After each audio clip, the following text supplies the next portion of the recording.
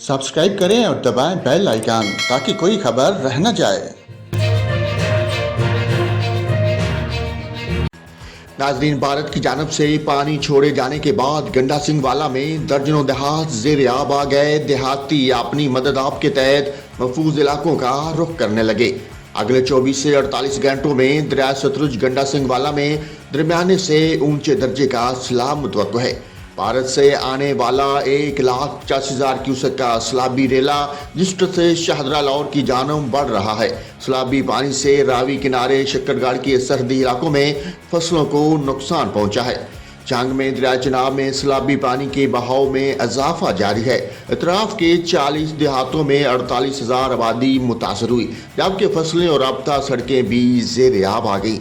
दूसरी जानब निगरान वज़ीर आला पंजाब मोहसिन नकवी ने जंग में सैलाबी इलाके का दौरा करके इंतजामात का जायजा लिया।